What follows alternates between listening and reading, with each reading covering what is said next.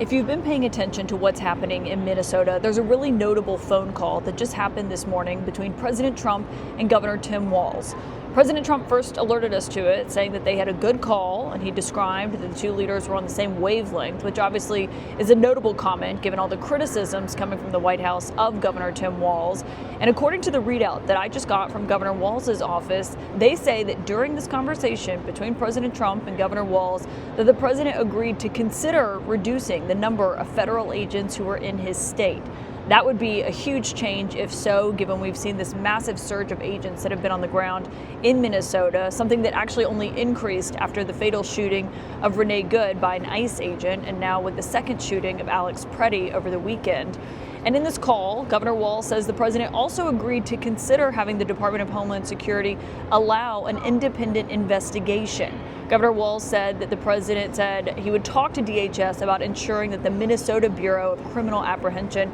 is able to conduct that independent investigation, which so far state officials have said they've not been able to do.